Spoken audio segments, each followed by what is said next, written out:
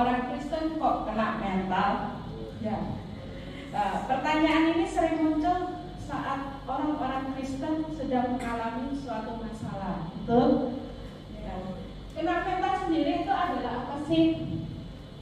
Kata kena mental sering digunakan untuk menggambarkan seseorang yang sedang mengalami tekanan psikologis, stres, kecemasan, atau bahkan depresi.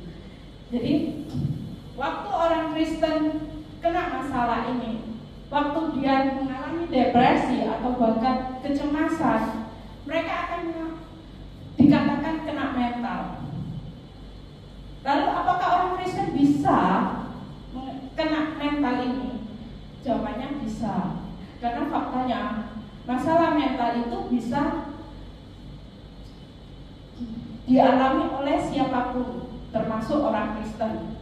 Seperti yang dinyatakan dalam Matius 11 ayat 28. Marilah kepadaku semua yang letih lesu dan berbeban berat, aku akan memberikan kelegaan kepadamu.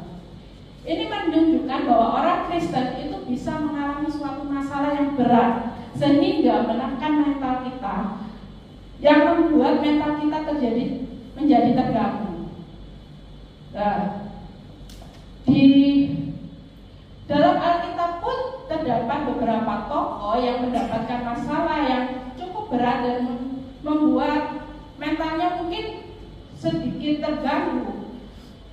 Yang pertama adalah Ruth yang ditinggal mati suaminya dan harus merantau mengikuti ibu mertuanya. Lalu Daud melarikan diri dari Saul karena akan dibunuh. Lalu yang ketiga adalah Ayub, kehilangan semua kepunyaan dari keluarga, harta benda, dan kesehatannya.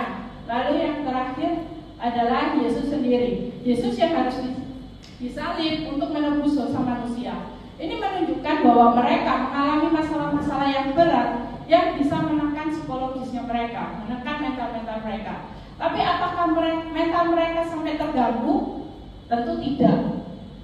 Nah, lalu kita sebagai orang Kristen, bagaimana caranya kita supaya kita seperti mereka yang membuat mental kita tidak terganggu walaupun kita mengalami masalah-masalah yang berat? Yang pertama adalah pengendalian diri kita.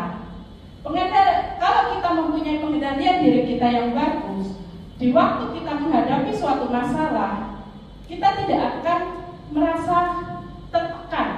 Mental kita akan baik-baik saja. Seperti Epictetus berkata, tidaklah hal-hal yang terjadi yang menyiksa kita, melainkan pandangan kita terhadap hal-hal tersebut. Jadi waktu kita mempunyai pengendalian diri yang baik, maka kita akan mempunyai pandangan yang berbeda terhadap suatu masalah tersebut. Dan kita bisa menekan emosi kita supaya kita tidak terlalu emosi waktu dapat masalah, kita sudah tidak terburu-buru emosi. Dan kita juga bisa berpikir secara tenang, berpikir positif. Dan kita bisa mencari masalah tersebut, mencari jalan keluar dari masalah tersebut dengan yang berpikiran yang positif. Jadi yang pertama adalah pengendalian diri kita, itu yang harus kita perkuat supaya mental kita tetap terjaga dengan baik. Lalu yang kedua adalah peran dukungan sosial. Peran dukungan sosial ini memiliki support sistem yang kuat, dapat memberikan dorongan, harapan, dan rasa pemberdayaan, bahkan dapat membantu mencegah atau mengurangi efek penyakit mental.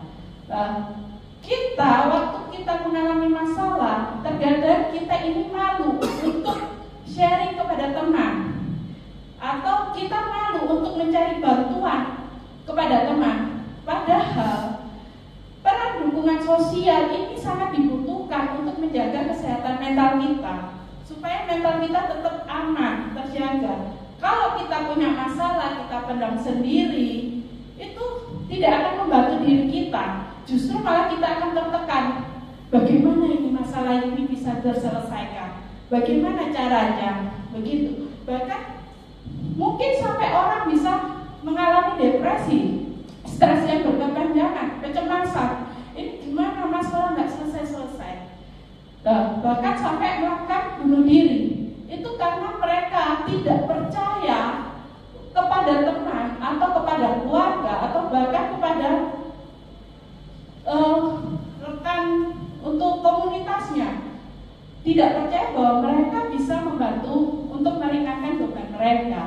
Jadi kita sangat butuh peran dukungan sosial itu untuk tetap menjaga mental kita tetap aman, tetap sehat gitu. Yang terakhir adalah berserah kepada Tuhan. Terkadang kita sewaktu kita mendapatkan masalah, kita lupa bahwa ada Tuhan yang selalu setia untuk menemani kita, untuk membantu kita. Dalam Mazmur 52 ayat 23, serahkanlah kuatirmu kepada Tuhan, maka Ia akan memelihara engkau. Tidak untuk selama-lamanya dibiarkan orang benar itu goyah. Jadi Tuhan tidak hanya meminta kita untuk datang kepada Tuhan, tetapi Tuhan juga meminta kita untuk menyerahkan semua masalah kita. Jadi kadang kita itu tidak mau menyerahkan masalah kita pada Tuhan. Dianggap kita bisa mampu untuk melakukan sendiri, menyelesaikan sendiri masalah itu. Padahal tidak. Tuhan menginginkan kita datang dan menyerahkan semua masalah kita kepada Tuhan. Karena dari kelemahan kita, Tuhan itu menunjukkan bahwa kuasa Tuhan itu nyata dalam kehidupan kita gitu. Jadi jangan pernah takut atau ragu untuk menyerahkan masalah kita kepada Tuhan. Dan percaya bahwa Tuhan punya rencana dan waktunya untuk membantu kita. Jangan pernah ragu dengan cara Tuhan menolongmu. Ia punya cara dan waktu yang tepat untuk menolongmu. Jadi tetap percaya bahwa Tuhan punya caranya yang tersendiri dan waktu tersendiri untuk membantu kita dalam menyelesaikan semua masalah yang kita hadapi. Tuhan Yesus memberkati.